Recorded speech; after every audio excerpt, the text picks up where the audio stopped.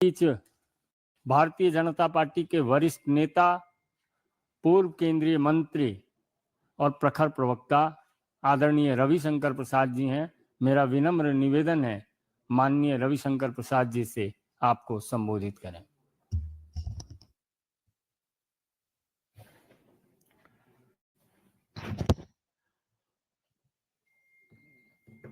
मित्रों, राहुल गांधी का ज्ञान प्राप्त कर रहा था मैं, तो थोड़ा आने में विलंब हो गया। राहुल गांधी का भाषण इतना ज्ञानवान होता है कि उसके अर्थ और इम्प्लीकेशन को समझने में थोड़ा वक्त लगता है। मुझे याद आया कि उन्होंने संसद में एक बार कहा था कि 6-7 साल में व्यक्ति युवा हो जाता है, तो मैं सामने बैठा हुआ था, समझने में थोड़ा वक्त लगा। फिर उन्होंने कहा कि तपस्या से गर्मी आ जाती है, फिर नया सिद्धांत लगा। आज वैसा ही नया सिद्धांत कुछ दिखाई पड़ा कि राहुल को वक्फ पर बोलने की कोशिश करने के लिए अहमदाबाद का इंतजार करना पड़ा। राहुल गांधी जी 12 से 13 घंटे सदन में बहस हुई, आप खुद बैठे थे, वक्फ पर आपने क्यों नहीं बोला? और उसके पारित होने के इतने दिन बाद आपने वहां पर यह बात कही। यही दिखाता है कि Rahul Gandhi is not sure of what to say and what not to say. मैं यहीं से शुरू करना चाहता हूं। क्या बोलना चाहिए और क्या नहीं बोलना चाहिए, इसके बारे में उनकी सोच में स्पष्टता नहीं होती है। I am saying it with full sense of authority that Rahul Gandhi ji lacks clarity of thinking and thought as to what stand he should take on what issue. किस विषय पर मैं क्या स्टैंड लूं और कब लूं, इसके बारे में थोड़ा निश्चितता नहीं रहती है। क्योंकि उन्होंने वक्फ पर कहा है असंवैधानिक है, तो सदन में हम लोगों ने विस्तार से बताया था पूरा संवैधानिक है। लेकिन राहुल गांधी के टिप्पणी के जवाब में मुझे उनसे 3 सवाल करने हैं। राहुल गांधी जी, ये बताइए कि वक्फ की जो 8 लाख से अधिक संपत्ति है, इस पर कोई अस्पताल, स्कूल, अनाथालय, स्किल सेंटर आदि नहीं बना है गरीब मुसलमानों के लिए, बेटियों के लिए। इसे आप ठीक मानते हैं, गलत मानते हैं? बिल्कुल स्पष्ट जवाब दीजिएगा। राहुल गांधी जी, मुझे आपसे दूसरा सवाल पूछना है कि अगर मुस्लिम समाज की जो बेवा हैं, बहनें हैं, खवातीन हैं, विधवा हैं, उनकी तरक्की के लिए वक्फ में सुधार हो रहा है, तो आपको परेशानी है क्या? राहुल गांधी जी, साफ साफ बताइएगा। और तीसरा, आजकल आपको ओबीसी का चिट किसी ने पकड़ा दिया है। मैं तो इसी मंच कह चुका हूं, राहुल गांधी अपने तो बोलते नहीं है, उनको वो लोग चिट पकड़ा देता है, वही बोलते हैं। तो आपको ओबीसी का चिट किसी ने पकड़ा दिया है, तो वक्फ के संशोधन के माध्यम से अगर पिछड़े, अति पिछड़े, पसमानदा मुस्लिमों के विकास की चिंता हो रही है, तो आपको परेशानी है क्या? I repeat, Rahul Gandhi, please tell very clearly or stand why you are silent when on 8 lakh properties, not even a single hospital or school or a skill central with regard to Waqf properties there.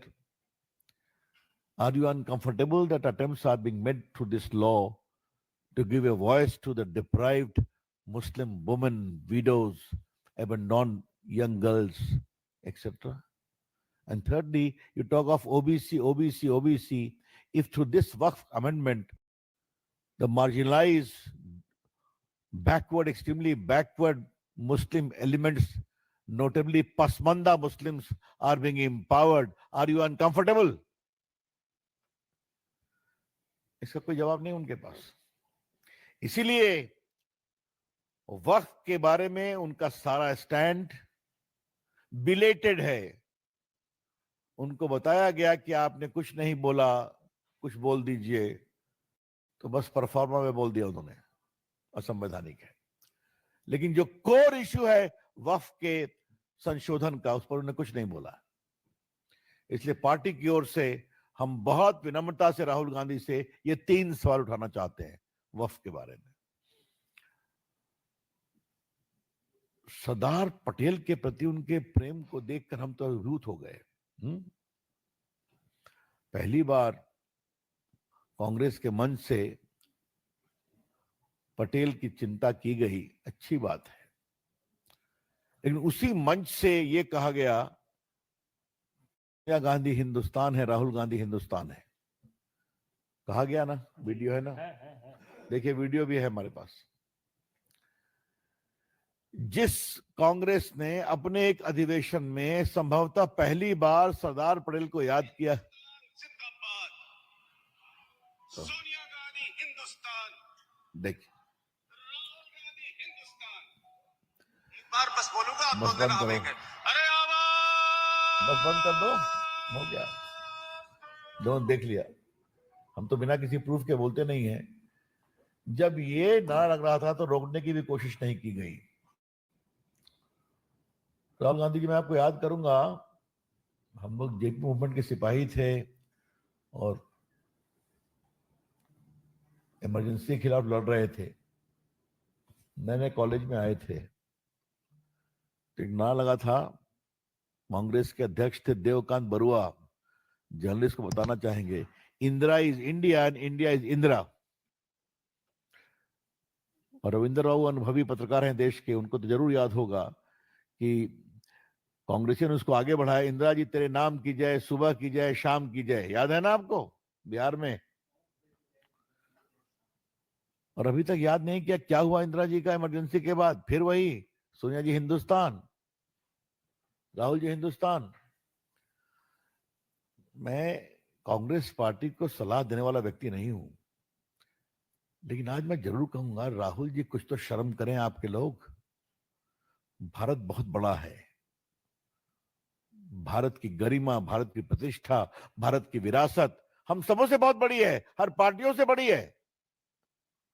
और आज भी नारा लग रहा है आपके मंच पर। सरदार पटेल के प्रति इतना प्रेम है आपका, तो ये सवाल मैंने इस मंच पर शायद बहुत पहले किया था, आज दोबारा करूंगा। सर मैं बोल चुका हूं। सरदार पटेल मरे 1950 में, उनको भारत रत्न कब मिला? 1991 में, आफ्टर 41 इयर्स। मैं अपने पत्रकार मित्रों से कहूंगा, इसको देश की आज की जनता और युवाओं को बताया जाए। वो देश के प्रामाणिक रत्न थे सरदार पटेल। अगर वो नहीं होते तो ये जो 550 रियासतें हैं उनका क्या होता, कितना खंड खंड होता। हम लोग कहते हैं ना कि 556 रियासतों में 555 सरदार पटेल हैंडल कर रहे थे, कोई दिक्कत नहीं हुई।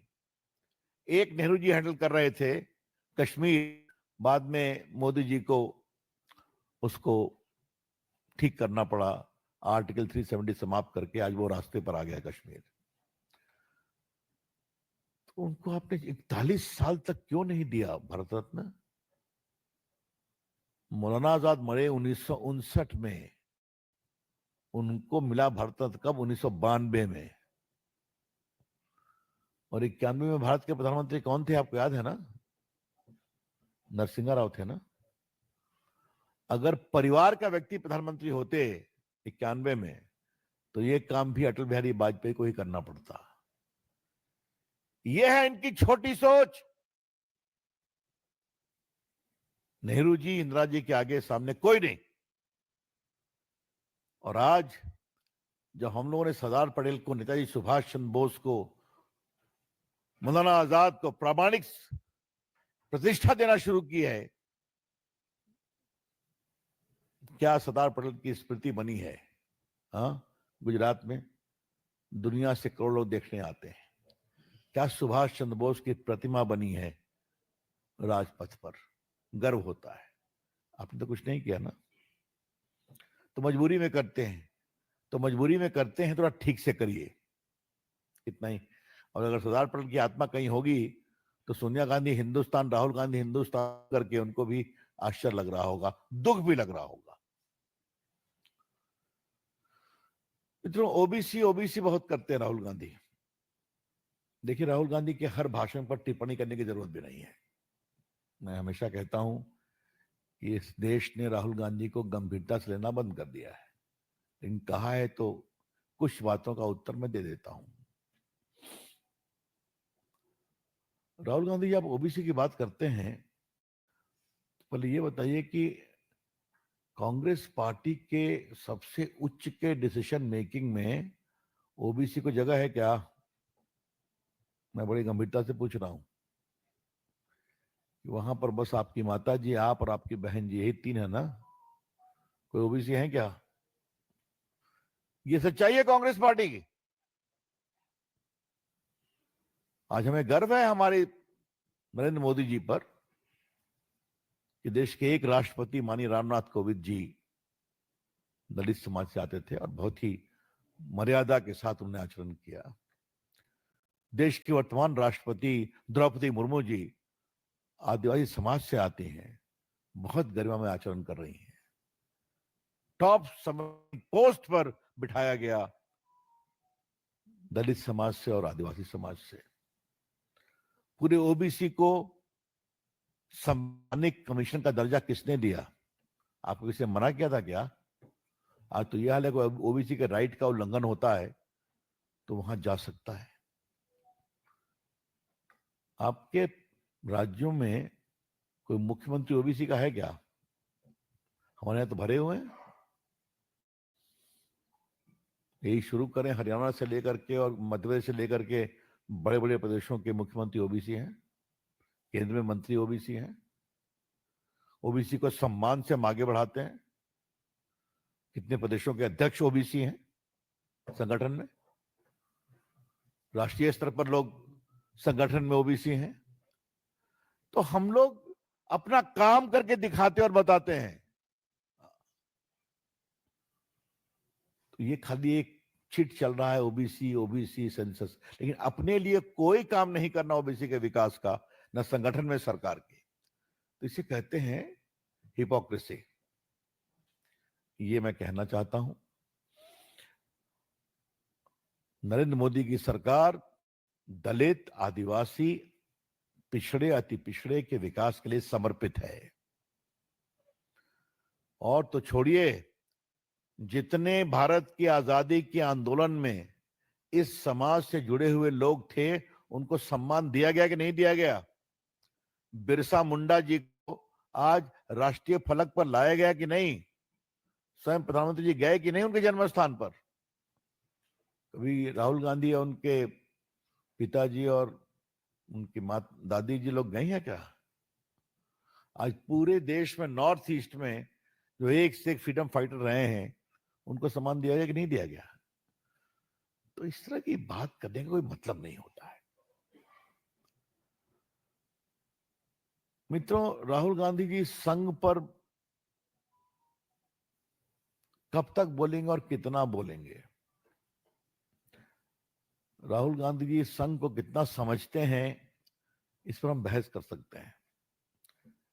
आज मैं राहुल गांधी जी को एक ही बात कहूंगा, ये भी किसी ने आपको पकड़ाई है। आपके नेहरू जी क्या हुए इनके परनाना, ग्रेट ग्रैंडफादर रविंद्र बाबू नेहरू जी क्या हुए इनके? नाना की परनाना?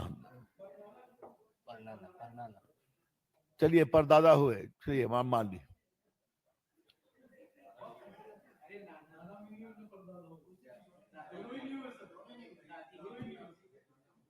जवाहरलाल, अच्छा छोड़िए, जवाहरलाल नेहरू तो इनके पिताजी के नाना हुए, तो परनाना होंगे, या जो भी सोचिए आप।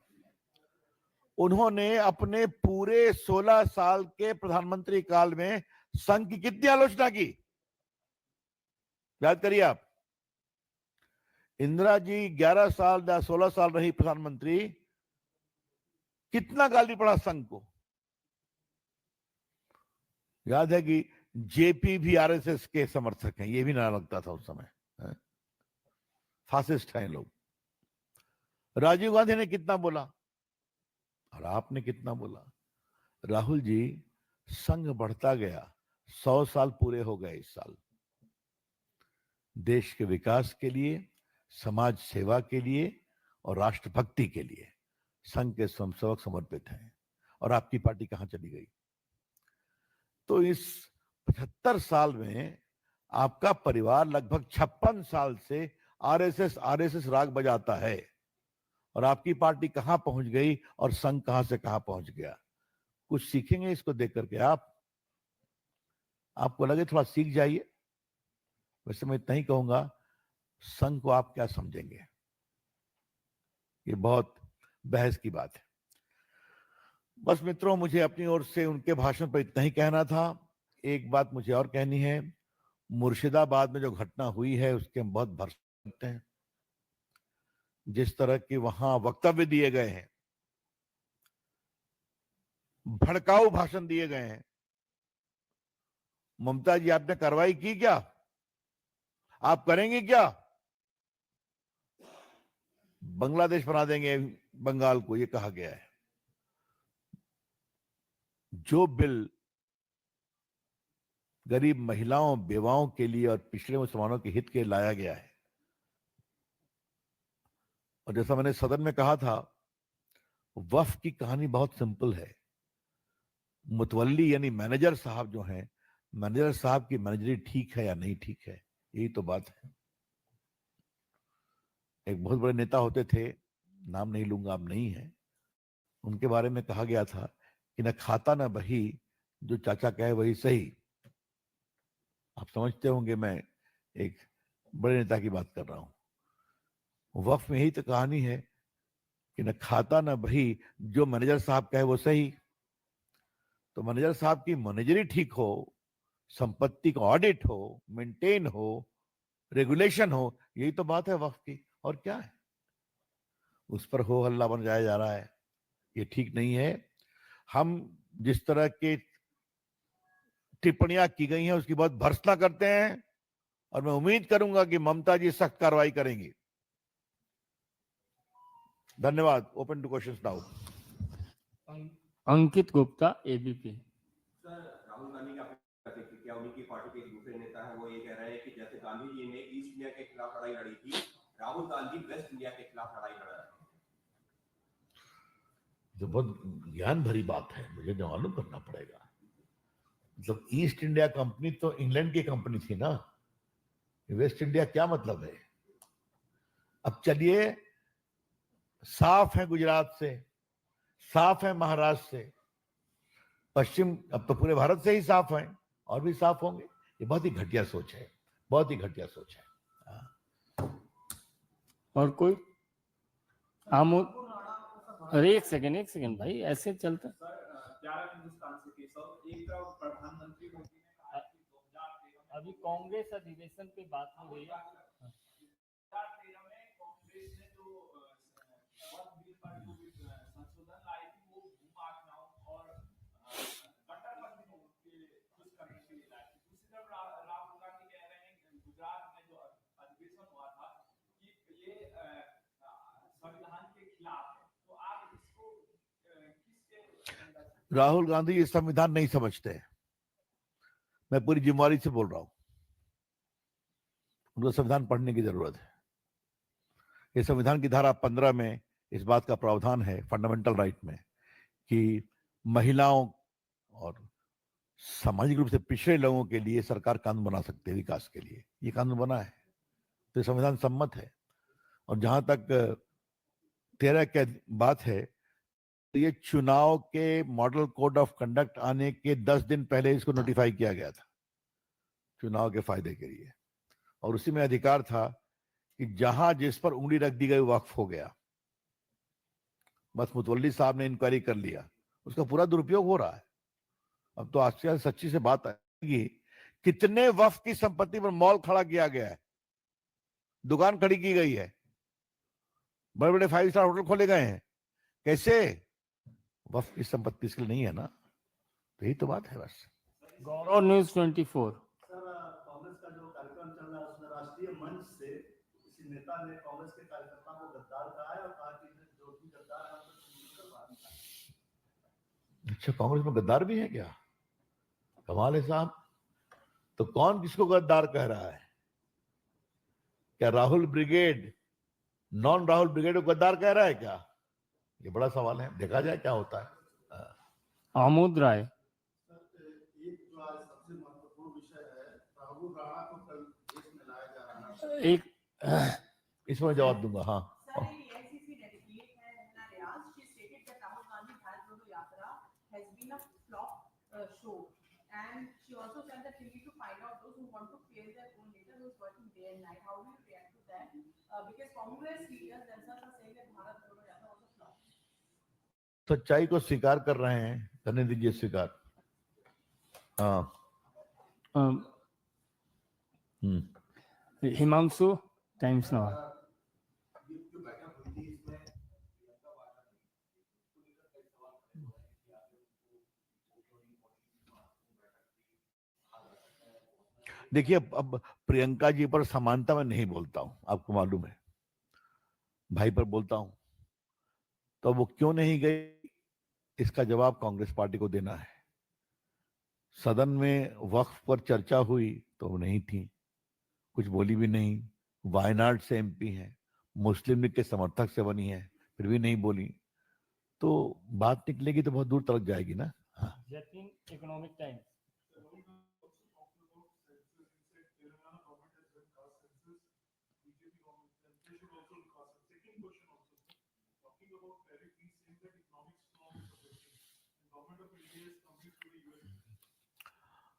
Well, government of India does not succumb to any pressure.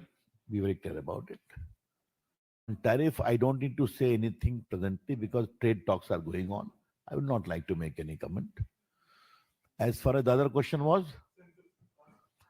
अब राहुल गांधी जी ओबीसी का सेंसस कितना समझते हैं? इतनी बात तो मैंने शुरू में आपको बताई ना, करके बताई ना। 58 साल इनका शासन रहा है, कुछ किया इन्होंने? इनके पिताजी ने कहा था कि ओबीसी रिजर्वेशन की कोई जरूरत नहीं है, मॉडल कमीशन का विरोध किया था। तो ये सब डबल स्टैंडर्ड हम जानते हैं, इसलिए हम तो काम करके दिखाते हैं जो आपको बताया। ये sir, the question. Aishwarya Paliwal, India Today. No sir, Aishwarya Paliwal, India Today. Sir, Priyanka Gandhi तो उस समय पार्लियामेंट में थी जब वोटिंग होता है, अपनी बात भी नहीं की, राहुल गांधी ने नहीं बोली। क्या आपको लगता है कि एक बार फिर से ये दिखाना चाहती है कांग्रेस पार्टी के मुसलमानों की जितनी वो बात कर रही है, पोलराइजेशन जर्नल एक मैसेज सेंड आउट करने के लिए बोला जा रहा है? देखो, अब आज के जमाने में पॉलिटिकल हिपोक्रेसी और डबल स्टैंड लंबे नहीं चलते। लोग पूछेंगे कि आप वायनाड से एमपी हैं, मुस्लिम झंडा आपके साथ और राहुल गांधी के साथ वहां लगा हुआ था, तो आपने इस पर कुछ क्यों नहीं बोला, विरोध भी नहीं किया, खामोश रही? तो कई बार सहूलियत की चुप्पी से बहुत फायदा नहीं होता। संजय शर्मा, अंतिम प्रश्न। राहुल गांधी के बारे में मल्लिकार्जुन खड़गे ने कहा कि राहुल गांधी को संसद में बोलने तक नहीं दिया जाता। ये बात कांग्रेस पार्टी ने पार्लियामेंट में। अब देखो, राहुल खड़गे साहब तो बहुत कुछ बोल गए ना कि बैलेट पेपर वापस ले आओ, क्योंकि राहुल गांधी को बोलने हम बैठे हैं, इसलिए मैं नहीं बोल रहा था। तो मतलब आपके सामने बैलेट ही या रास्ता बचा है क्या? मतलब बूथ कैप्चरिंग, बैलेट को छीन करके जीतना। आपको ईवीएम से क्यों परेशानी है? आप ये तेलंगाना में ईवीएम से, आप जीते हिमाचल में ईवीएम से, तो फिर बहुत इसलिए हताश लोग हैं। अभी it is coming to India is in the process. Surely it is an achievement. A structured response should be given. Huh? Thank you.